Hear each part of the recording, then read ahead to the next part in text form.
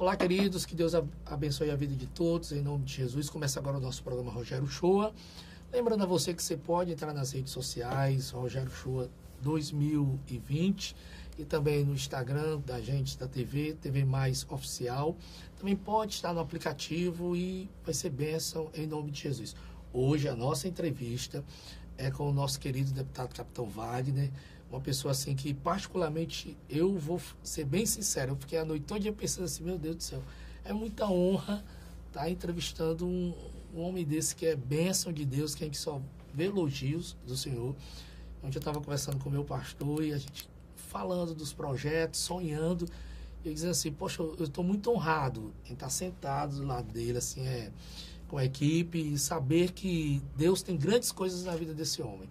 Então, para mim é um prazer estar recebendo o senhor aqui no meu programa, na TV Mais, Canal 15. Deixo já um abraço do meu pastor, de toda a igreja lá, que quando ele falou que eu ia estar aqui conversando com o senhor, o pessoal já orou, já se prontificou, e para mim é uma emoção muito grande na minha vida. Capitão Wagner, os projetos para 2020, né?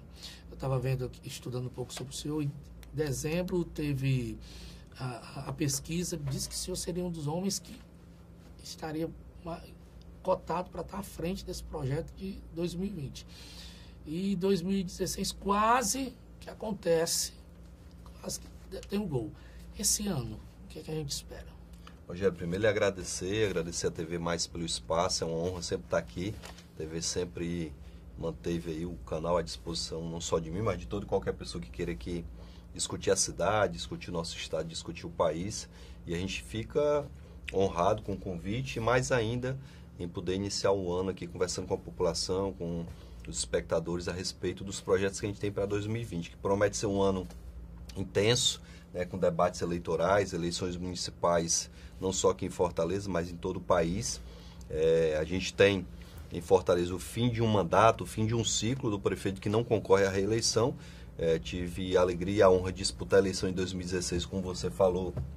Fomos ao segundo turno, tivemos um debate muito bacana, 47% dos moradores de Fortaleza, dos eleitores de Fortaleza, acreditaram no nosso projeto, então já é uma honra ter sido alçado ao segundo turno, na primeira disputa, e a gente vem para a segunda disputa para a prefeitura, mais maduro, mais preparado, com a equipe de assessores que tem nos ajudado nas diversas áreas, principalmente na área da saúde, na área da educação. Eu acho que o debate em Fortaleza vai ser em torno da melhoria da qualidade dos serviços públicos e também na facilitação da instalação de empreendimentos na nossa cidade. Quanto mais empresários, quanto mais empresas se instalarem em Fortaleza, melhor vai ser para a economia da cidade, melhor vai ser para os trabalhadores que hoje querem trabalhar e não conseguem porque falta oportunidade. Só para o espectador ter uma noção, 300 mil pessoas hoje querem trabalhar na grande Fortaleza e não encontram oportunidade. A gente sabe que a capital geralmente é o local mais atrativo, as pessoas vêm do interior, vêm da região metropolitana para tentar uma oportunidade na capital, e hoje, infelizmente, as oportunidades estão sumindo por conta, logicamente, da falta de prioridade em atrair novos empreendimentos. Os empreendimentos que estão instalados hoje em Fortaleza estão fechando as portas. A gente tem uma famosa rua, uma famosa avenida em Fortaleza que está com o seu comércio quase que integralmente fechado, que é a Monsenhor Tabosa, claro. Uma avenida que tinha muitas lojas, que tinha muitos empreendimentos, que era conhecida nacionalmente. Todo turista que vinha a Fortaleza fazia questão de passar. Era Beverly Hills do Ceará. Fazia questão de passar na Monsenhor Tabosa para comprar, para impulsionar a nossa economia. Hoje, infelizmente, por conta de uma obra que foi feita, sem diálogo com a população, as lojas estão fechando. A gente tem outras avenidas, como a Bezerra de Menezes. Eu moro do lado da Bezerra, e foi feita uma reforma para melhorar a mobilidade urbana, mas ao mesmo tempo impactou no comércio local. Muitos grandes comércios lá estão fechando as portas por conta dessas obras que não tem diálogo. E outro fator que foi preponderante para a quebra de diversas empresas foi o aumento do valor do alvará. Você ia abrir uma empresa, você pagava o alvará ali na abertura e não pagava mais. Hoje o alvará é anual, todo ano você tem que pagar. E além disso, o valor aumentou 900%. Você tem um reajuste, tudo bem. Aí você vê ali, o salário aumenta 1, 2, 3% e de repente você tem um tributo, uma taxa sendo cobrada 900% acima do valor que você estava acostumado a pagar. Então muitas lojas, muitos empreendimentos fecharam. Hoje ter comércio de rua em Fortaleza é praticamente impossível, porque além do alvará, nós temos um problema muito grande em relação à Zona Azul. Você imagina se como empresário abrindo uma farmácia, aí você tem o cuidado, preocupado com o seu cliente, fazer um recuo para permitir que o cliente venha e estacione o carro ali em frente para comprar um medicamento, para comprar um cosmético, comprar alguma coisa. E o que a prefeitura faz? Chega lá no estacionamento que é seu, que é privado, que está no seu terreno, e coloca uma placa de Zona Azul e cobra do seu cliente para ele estacionar lá. O que esse cliente vai fazer? Ele vai procurar, na verdade, o comércio dos shoppings. Hoje não é interessante mais você parar seu carro na rua, porque você parava na rua e não pagava estacionamento. Hoje você para o carro na rua, paga estacionamento e não tem a garantia da segurança do seu veículo. Pode ser que você volte, seu carro esteja arranhado, pode ser que você volte, o carro nem esteja lá porque foi furtado. Então é muito melhor você ir para o shopping. Então, o comércio de rua hoje em Fortaleza enfrenta sérias dificuldades e eu acho que para impulsionar essa questão dos empreendimentos em Fortaleza, a gente tem que facilitar a vida do empreendedor. Seja qual for o empreendimento, a gente tem que atrair para a nossa cidade para impulsionar a nossa economia. O outro grande problema que hoje a população enfrenta é a questão da saúde. A prefeitura, só para o cidadão que está aí nos acompanhando ter uma noção, o prefeito Roberto Cláudio, quando ele assumiu a prefeitura, ele gastava 11 milhões de reais com a compra de medicamentos. Hoje ele gasta 35 milhões e não aumentou a quantidade de medicamentos, porque ele mudou a forma de aquisição. Eu podia realizar uma grande compra para todos os hospitais da prefeitura, hoje as compras são individuais. Aí você imagina uma negociação, como é que ela vai acontecer. Se você tem um grande supermercado e vai comprar direto do distribuidor, você vai comprar um valor. Se você tem um pequeno mercadinho ali de bairro, você vai comprar num valor muito maior, porque a quantidade é menor. Então eles vão ganhar em cima desse valor. Então é interessante que a gente mude também essa modalidade de aquisição de medicamento, que a gente contrate mais médicos. Quando o prefeito Roberto Cláudio assumiu, por ser médico, o que a população imaginava? Não, a área que vai melhorar é a saúde. A gente espera que quando ele acabar a gestão, tenha mais médico, tenha mais medicamento, que não haja fila de consultas, exames e cirurgias, e isso só fez aumentar. As filas são intermináveis. Muitas pessoas, quando são chamadas para fazer um exame, a família recebe a ligação e tem a triste resposta do outro lado que o parente já morreu, que não tem mais como fazer o exame. Então, isso é lamentável. Diante da quinta capital do país, diante de um prefeito médico, a gente tem uma saúde nas condições que se encontra. Eu estava vendo aqui que o senhor foi relator de uma importante medida, que é a 885, né, que hoje é lei, né, sobre o tráfico de droga, todo esse projeto também que envolve a segurança da gente, porque a pessoa sai com o celular, não pode andar com o celular no centro, não pode, uma criança de repente é aliciada num projeto de drogas, tudo. Então a droga está em todo canto, né, você no colégio, infelizmente, dentro das coisas que a gente menos imagina, tem uma pessoa ali que está envolvida com droga, tudo. Então, essa lei ela é muito importante e como é que o senhor vê isso também hoje? Olha, primeiro eu aprendi na academia, né, a gente é profissional de segurança pública, que prender aquele pequeno traficante da ponta, aquele que é considerado um avião, é enxugar gelo em termos de segurança pública. O grande desafio da segurança pública é prender os grandes traficantes e desbaratar a questão logística, né? O grande impulsionador do crime no Brasil é, logicamente, o aparato financeiro. E essas quadrilhas de traficantes que acabam investindo em assalto, acabam investindo em outras modalidades criminosas, têm um grande aparato financeiro. Fazendas, imóveis, automóveis, joias, dinheiro no banco. E o que acontecia até o ano passado?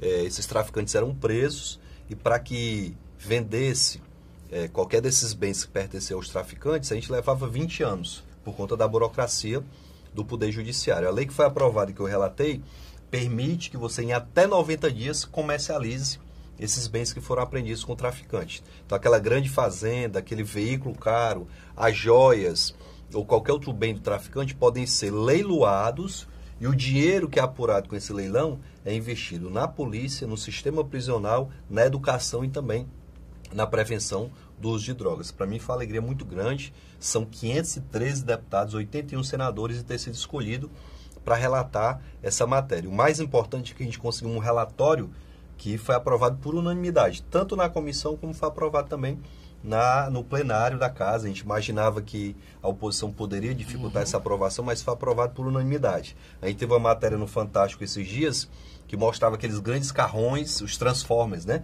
Que eram dos traficantes, o Camaro, a Ferrari, que eram dos traficantes, virando viatura de polícia.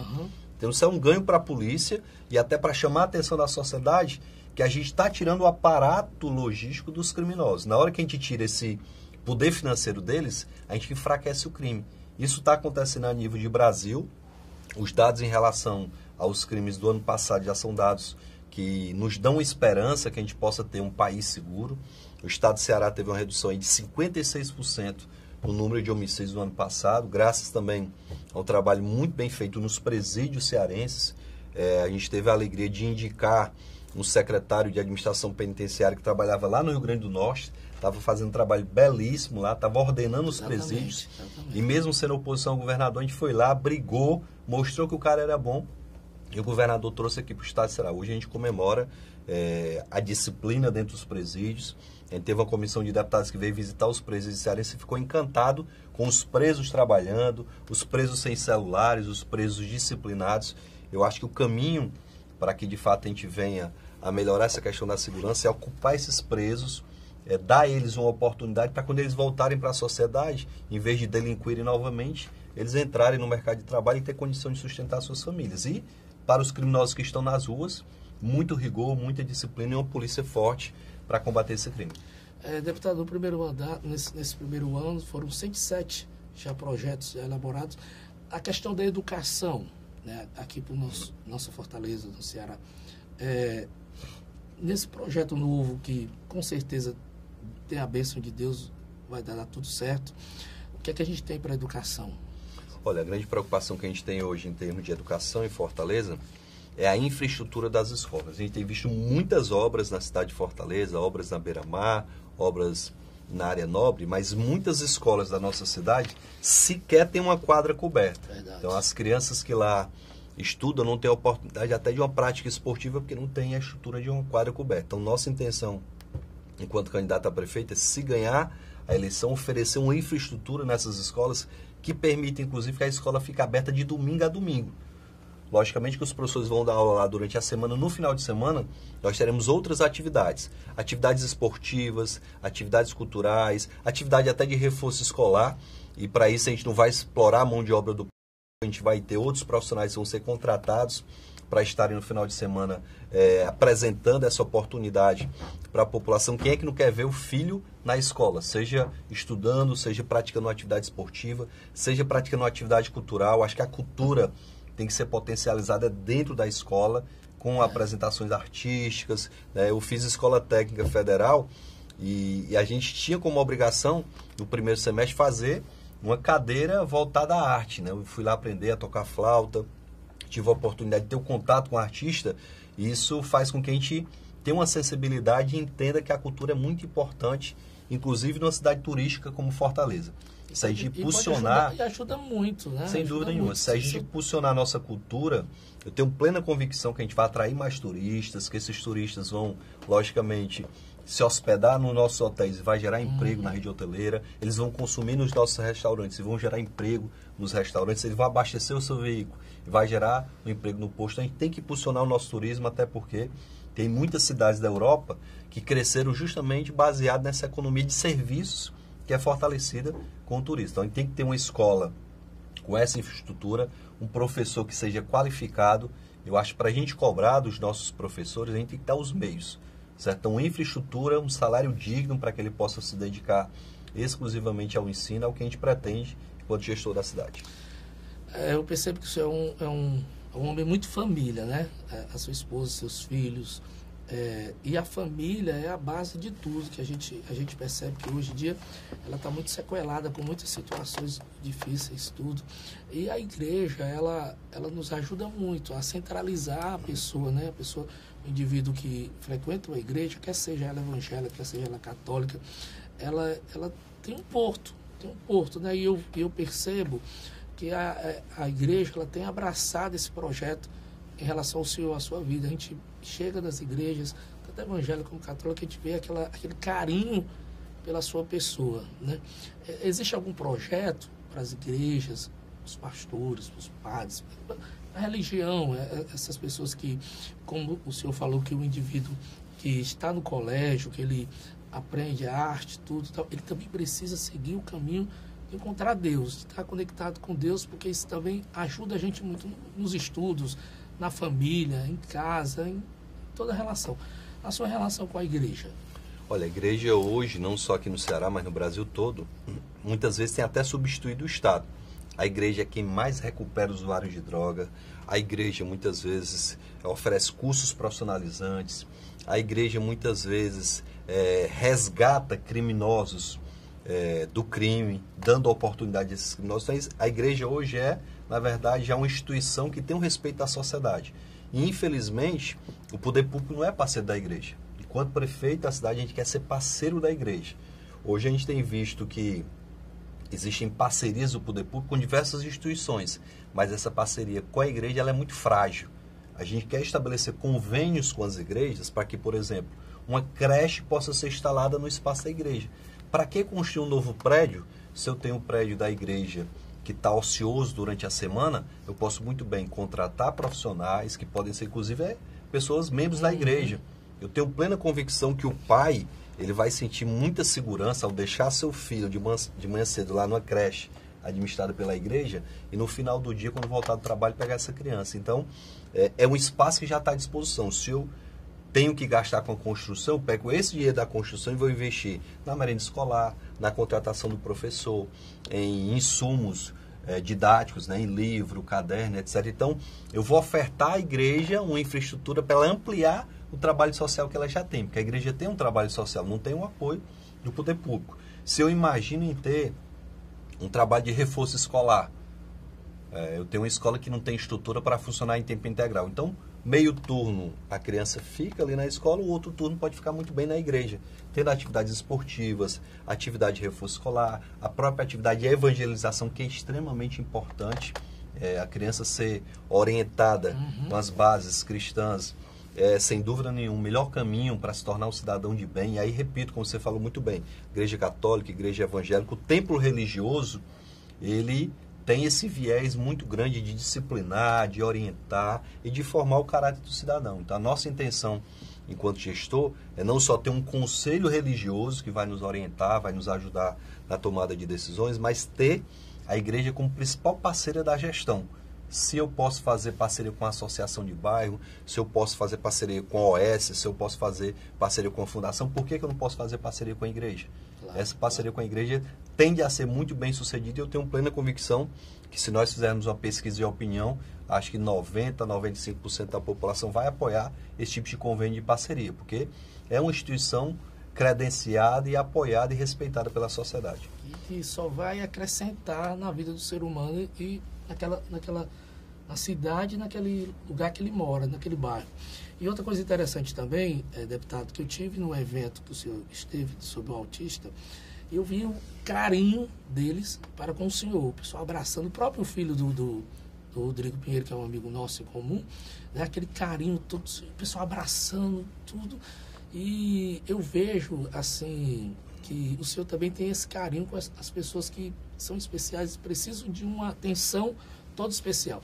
Acredito também que deve ter algum projeto relacionado a eles. Sem dúvida nenhuma. Não só os autistas, né, mas o Down, ou qualquer outro problema que gere uma deficiência, uma dificuldade para essas crianças, para esses adolescentes. Muitos já estão se tornando adultos também e têm encontrado uma série de dificuldades. A gente teve a alegria de aprovar um projeto recentemente na Câmara, no Senado, que já foi sancionado pelo presidente, que cria a carteira de identificação do autista. Porque o que aconteceu muito, Rogério? O autista já tem prioridade nas filas, nos atendimentos. Mas como você olha para o autista e só o olhar não identifica, é diferente de uma pessoa que tem uma deficiência física, é diferente de uma pessoa que tem uma deficiência visual, o autista não dá para identificar só olhando. Muitas têm as características como uma pessoa que não tem qualquer dificuldade. Até muitas vezes mal interpretado, né? E tá lá na fila, vê um menino mais agitado, é um menino danado, né? Na verdade, aquela pessoa, aquela criança tem um problema de saúde e muitas vezes é o autismo. A carteira de identificação evita uma série de constrangimentos. muitas vezes o pai passa por constrangimento, a mãe passa por constrangimento, e aquela carteira de identificação vai evitar esse tipo de constrangimento. Então, não só para garantir a prioridade, mas para dar dignidade. E essas famílias há muito tempo lutavam por isso.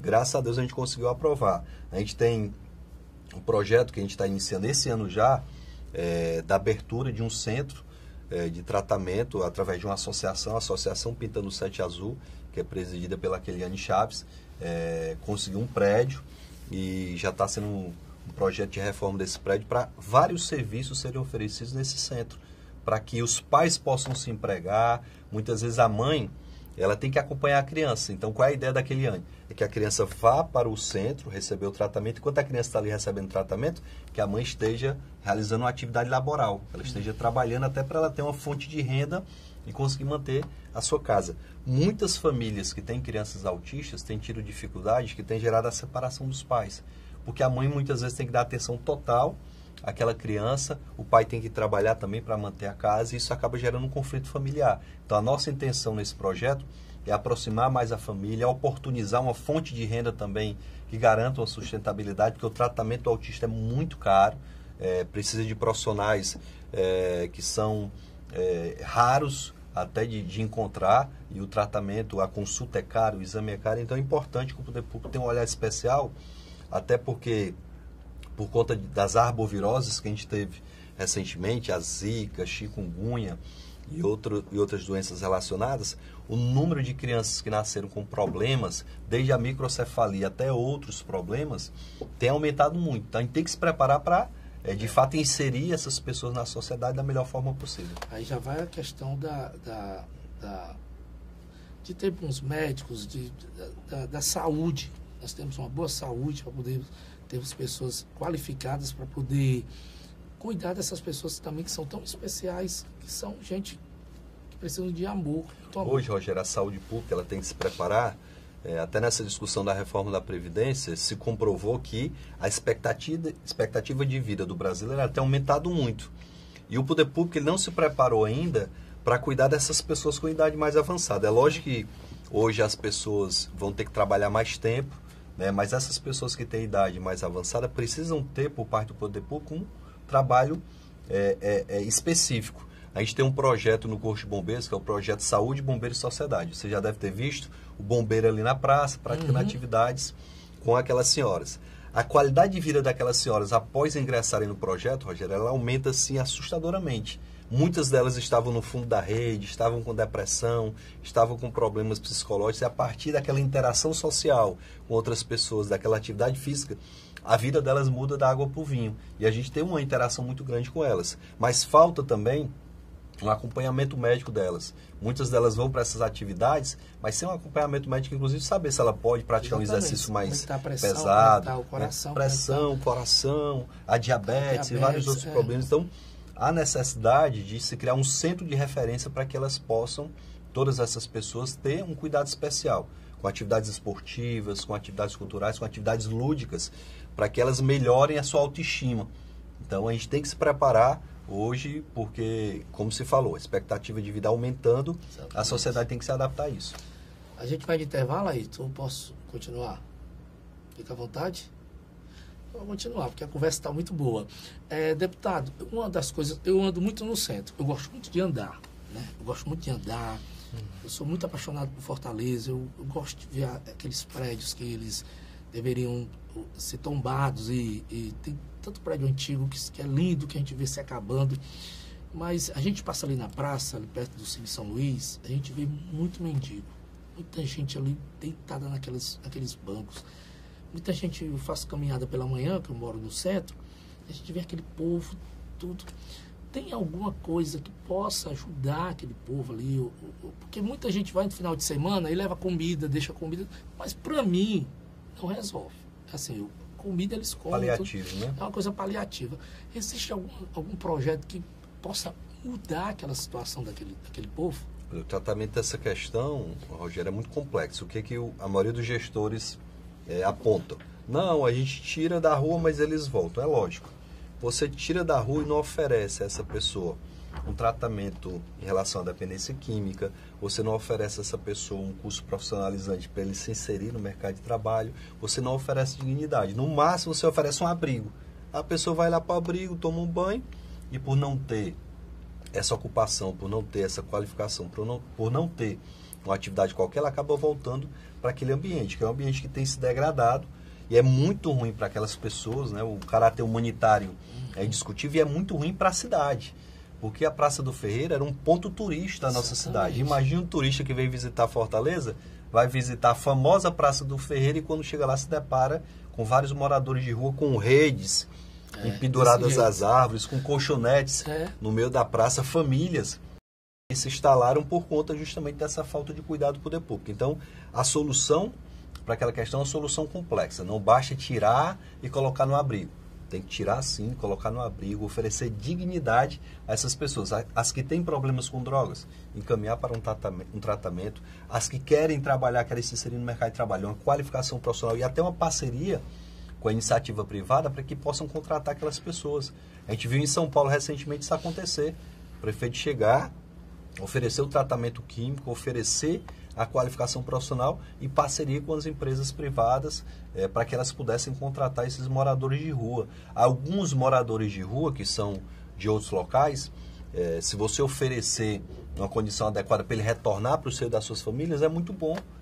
O morador de rua, às vezes, é do interior, não tem condição de retornar para a sua família, até quer ir para lá, porque lá a condição de vida é mais facilitada. Então, se você oferece uma condição de retorno ao lar, também é muito importante. Então, tem que se identificar o problema de cada um deles e só faz isso, logicamente, com muito trabalho, com muita dedicação, com acolhimento dessas pessoas e encaminhá-los para a solução. Porque até mudar a mentalidade dela leva um tempo, né? Porque a mentalidade dela está voltada para aquilo, né? E o cérebro, ele repete demais aquilo, acaba ficando naquele foco.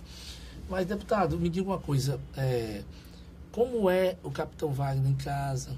Como é sua esposa, seus filhos, esse projeto todo que eu estava lendo sobre o senhor, estava vendo que a sua esposa, seus filhos, eles abraçam o projeto, assim, então o senhor, assim, abraçado mesmo. Como é o capitão em casa, família?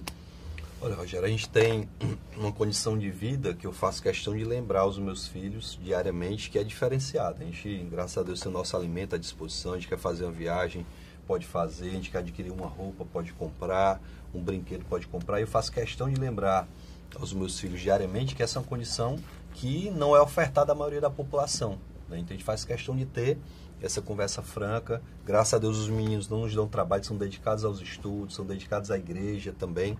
Minha esposa tem aí, por iniciativa própria, uma preocupação muito grande com a manutenção do lar, até porque, como eu tenho pouco tempo, né, nessa ponte aérea Fortaleza-Brasília, por conta do mandato. Eles entendem tudo isso, Eles entendem, né? Perfeitamente. Se fala todo dia, né? Sempre Mas que eu estou em Brasília.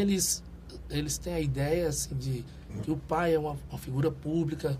Como é que eles, no colégio, as crianças da idade dele abordam tudo, se já tem Sem consciência. Dúvida. Vez por outra eu faço uma surpresa, vou lá no colégio pegá-los, né? A surpresa grande, eles acabam me levando de sala em sala. A gente tem uma ótima relação na escola que eles estudam. E a gente tem, como eu falei, essa preocupação de deixar claro na cabeça deles que existe um sofrimento muito grande da sociedade.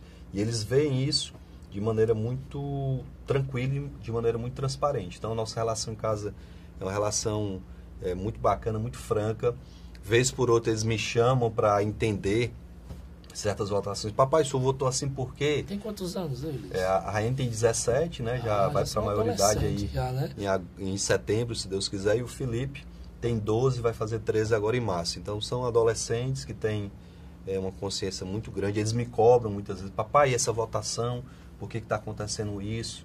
Lá na escola a gente está comentando essa história da reforma da Previdência, está se comentando a reforma tributária. O que é isso? Interessante. O que vai melhorar para o país? O que pode prejudicar o trabalhador? Então, eles são muito antenados, até porque na escola, por serem meu filho, claro. Por serem meus filhos, eles são cobrados pelos coleguinhas. Né? E a gente tem uma preocupação muito grande, Rogério, desde quando eu entrei na política. A minha grande preocupação qual é? Meu filho ser apontado no colégio, em qualquer ambiente, como filho de um político desonesto, como filho de um político que fez algo errado, que votou contra o trabalhador, que votou contra o cidadão de bem. E até por isso, sempre que eu vou votar, eu me lembro disso, que isso pode repercutir negativamente, inclusive dentro de casa. Então a gente tem responsabilidade com a família, a gente que pensa no futuro, logicamente tem um posicionamento muito tranquilo. E a gente pode registrar que lá na Câmara dos Deputados teve uma renovação muito bacana, no Senado também, uma renovação de praticamente 50%. E eu acho que na Câmara Municipal esse ano aqui em Fortaleza a gente vai ter uma renovação muito grande também.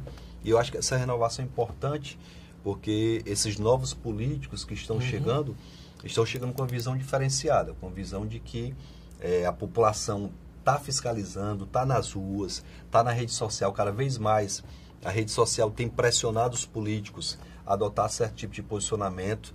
Eu estava no evento em Paramoti domingo, no aniversário, um cidadão já de idade me puxou e disse: capitão, pelo amor de Deus, quero fazer um pedido. Vote a favor da prisão após a condenação em segunda instância, porque isso é um absurdo. Né? Então o cidadão hoje está muito mais antenado, está muito mais acompanhando o dia a dia do Congresso. Eu acho que isso é importante. O STF hoje é fiscalizado pela população. O que é decidido no STF hoje se comenta nas rodas de conversa, se comenta na praça. Antes ninguém sabia nem o que era STF. Hoje a população sabe e acompanha. O senhor é um homem de rede social, de estar sempre fazendo live, está sempre fotografando, ou a sua equipe faz isso, ou o senhor também responde às pessoas? Rogério, a gente faz questão de ter esse contato com a população. Eu posso frisar aqui e confirmar que meus melhores projetos, os que tiveram repercussão mais positiva, foram ideias da população. De pessoas que foram no meu gabinete trazer ideia, de pessoas que através da rede social mandaram a sugestão, através até de críticas que a gente recebe. Então a gente tem uma relação muito intensa com as redes sociais. Eu acho que é a maneira de aproximar o eleitor do mandato. O eleitor se sente representado quando ele é respondido na rede social. Um dia desse um cidadão, eu respondi essa semana mesmo, eu respondi, o cidadão disse: capitão, o senhor foi o único deputado que me respondeu em relação a esse questionamento. Então isso é muito importante. Então o cidadão ele se sente de fato representado quando o político está perto dele. Brasília não é mais distante a partir da rede social. Eu posso estar lá em Brasília conversando com o cidadão que está aqui. E assim, a gente percebe, conversando com o senhor é uma pessoa acessível às pessoas, né? E as pessoas querem isso, as pessoas querem chegar, como o senhor estava falando, estava conversando em off, uma pessoa chegou e foi orar pelo senhor, e foi lá ver, olhar. Então, esse carisma das pessoas, isso é muito importante para a gente. Eu já quero agradecer, desde já, a sua presença aqui, é toda a equipe, a sua disponibilidade, dizer que para mim eu estou muito honrado, certo? Para mim é uma honra muito grande. Eu vou confessar uma coisa, que eu praticamente nem dormi, porque assim, pensando nas perguntas, estava conversando com o Pimentel ali, que está comigo, que é o nosso coach. Pimentel, Rogério, relaxa, tal, porque para mim é uma honra muito grande.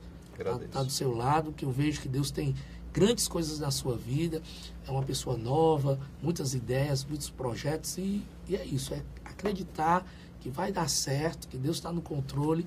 Vamos trabalhar para isso. Pode contar comigo, contar com a TV+, contar com toda a equipe, que a gente está aqui para crescer e melhorar cada dia mais esse nosso Ceará. Eu que agradeço, Rogério. Queria até frisar aqui que a TV+, foi uma das primeiras televisões onde eu fui entrevistado. Nesse estúdio aqui eu fui entrevistado lá atrás pelo amigo Alfredo Marques, se tornou meu amigo até hoje, né? Espero que a gente se torne amigo também. Parabenizar a TV pelo espaço, pelo trabalho. Bom, Renato, um abraço pro senhor. Um abraço pro Renato também, deve estar lá na Serra. Muitos projetos, é um empreendedor, né? E a gente fica muito feliz em saber que, mesmo com as dificuldades que a gente tem hoje para os empreendedores, ainda tem pessoas corajosas como o Renato, que investe seu dinheiro, que gera emprego, que gera renda. Isso é muito importante para o Estado. Deus abençoe. Agora, a última pergunta: qual o segredo dessa juventude que o senhor, ano passado, não muda? Ele não muda, gente. Trabalho, né? Tem que trabalhar. Acho que o trabalho dignifica o homem, né? Você exercita, caminha, corre, cuida da alimentação. O bom é que a mulher agora está acompanhando, viu? É mesmo. Ontem mesmo a gente foi fazer um Cooperzinho, ela disse: amor, não quero correr hoje não, deixar para amanhã. Eu disse: amanhã a agenda não permite não. Cheguei em casa 20h30, aí ela: vamos correr aqui. Chegou nos 4 km, eu disse: amor, 4 já. Não, tá bom, 5. 6, fez 7 km outra mulher. Eu fiz mais uns 4,5. Você é daquele que cuida da alimentação, porque assim, um político, quando chega nos cantos, pessoal, se não comer ali, já é uma confusão. Sem dúvida. Todo canto que chega tem que comer aquele arroz, aquele baião, ou se eu como de tudo ou é regrado. Não, eu como de tudo. Mas quando eu estou em casa, aí minha alimentação, logicamente, é alimentação regrada. Mas na rua, a gente come de tudo, até porque eu faço porque gosto, não tenho dificuldade nenhuma com comida. Mas quando está em casa, a gente tem uma alimentação específica para não engordar demais e gerar dificuldade. O prefeito tem que estar em forma, né? O prefeito tem que estar em forma. Gente, Deus abençoe. Feliz por essa entrevista. Até a próxima. Tchau. Obrigado.